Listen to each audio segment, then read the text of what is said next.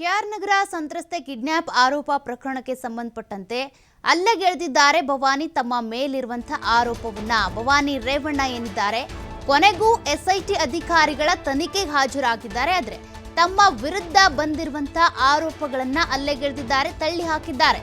ಸಂತ್ರಸ್ತೆ ನಮ್ಮ ಮನೆಯಲ್ಲಿ ಕೆಲಸ ಮಾಡ್ತಾ ಇದ್ದವರು ಅಂತ ಹೇಳಿದ್ದಾರೆ. ಒಂದಷ್ಟು ಪ್ರಶ್ನೆಗಳನ್ನು ಅವರಿಗೆ ಕೇಳಲಾಯಿತು. 4 ಗಂಟೆಗಳ ಕಾಲ ನಡೆದಿರುವಂತಹ ಎಸ್ಐಟಿ ಅಧಿಕಾರಿಗಳ ವಿಚಾರಣೆಯ ಸಂದರ್ಭದಲ್ಲಿ ತಮ್ಮ ವಿರುದ್ಧ ಬಂದಿರುವಂತಹ ಎಲ್ಲ ಆರೋಪಗಳನ್ನು ಕೂಡ ಭವಾನಿ ರೇವಣ್ಣ ತಳ್ಳಿ ಹಾಕಿದ್ದಾರೆ.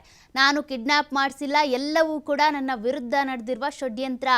ನಾನು ಯಾರನ್ನು ಕೂಡ ಕರ್ಕೊಂಡು ಬರೋದಕ್ಕೆ ಹೇಳಿರಲಿಲ್ಲ.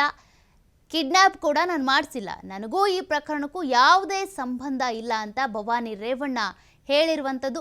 ಎಸ್ಐಟಿ ವಿಚಾರಣೆಯ ವೇಳೆ ಭವಾನಿ ರೇವಣ್ಣ ಅವರ ಉತ್ತರ ಇಷ್ಟೇ: ನನಗೂ ಈ ಪ್ರಕರಣಕ್ಕೂ ಸಂಬಂಧ ಇಲ್ಲ, ನಾನು ಕಿಡ್ನಾಪ್ ಮಾಡಿಸಿಲ್ಲ, ಅವ್ರು ನನ್ನ ಮನೇಲಿ ಕೆಲಸ ಮಾಡ್ತಾ ಇದ್ರಷ್ಟೇ, ಸಂತ್ರಸ್ತೆ ಅವ್ರನ್ನ ಕರ್ಕೊಂಡು ಬನ್ನಿ ಕಿಡ್ನಾಪ್ ಮಾಡಿ ಅಂತ ನಾನೇನು ಹೇಳಿಲ್ಲ ಅಂತ 4 ಗಂಟೆಗಳ ಕಾಲ ನಡೆದಿರುವಂಥ ವಿಚಾರಣೆಯಲ್ಲಿ ಭವಾನಿ ರೇವಣ್ಣ ಯಾವುದನ್ನು ಕೂಡ ಬಾಯ್ಬಿಟ್ಟಿಲ್ಲ. ಇದಕ್ಕೆ ಸಂಬಂಧಪಟ್ಟಂತೆ ಎಸ್ಐಟಿ ಅಧಿಕಾರಿಗಳು ಕ್ವೆಶನ್ ಮಾಡಿದ್ರು. ಮೊನ್ನೆ ಕೂಡ ನಡೆದಿರುವಂಥ ನಿನ್ನೆ ವಿಚಾರಣೆ ಏನು ನಡೀತು, ನಡೆದಂಥ ಸಂದರ್ಭದಲ್ಲಿ ಅವರಿಗೆ ಒಂದಷ್ಟು ಪ್ರಶ್ನೆಗಳನ್ನ ಕೇಳಲಾಯಿತು. ಸಂತ್ರಸ್ತೆ ನಿಮಗೆ ಎಷ್ಟು ವರ್ಷದಿಂದ ಗೊತ್ತಿದ್ರು, ಎಷ್ಟು ವರ್ಷದಿಂದ ಕೆಲಸ ಮಾಡ್ತಾಯಿದ್ರು, ಅವರನ್ನು ಕಿಡ್ನಾಪ್ ಮಾಡಿಸಿದ್ರಾ, ನೀವು ಯಾರನ್ನು ಕಳಿಸಿ ಕಿಡ್ನಾಪ್ ಮಾಡಿಸಿದ್ರಿ, ಮತ್ತು ಪ್ರಜ್ವಲ್ ವಿಡಿಯೋಗಳಿಗೂ ನಿಮಗೂ ಅಂದರೆ ವಿಡಿಯೋಗಳ ಬಗ್ಗೆ ನಿಮ್ಗೇನು ಮಾಹಿತಿ ಇದೆ, ಗೊತ್ತಿದೆಯಾ ಅನ್ನುವಂಥ ಮಾಹಿತಿಯನ್ನು ಕೂಡ ಕಲೆ ಹಾಕೋದಕ್ಕೆ ಟ್ರೈ ಮಾಡಿದರು. ಆದರೆ ಭವಾನಿ ರೇವಣ್ಣ ಇದ್ಯಾವುದಕ್ಕೂ ಕೂಡ ಉತ್ತರ ಕೊಟ್ಟಿಲ್ಲ. ತಮ್ಮ ವಿರುದ್ಧ ಬಂದಿರುವಂಥ ಆರೋಪಗಳೆಲ್ಲ ಕೂಡ ಸುಳ್ಳು, ಇದೆಲ್ಲ ಷಡ್ಯಂತ್ರ ಅಂತ ಹೇಳಿದ್ದಾರೆ.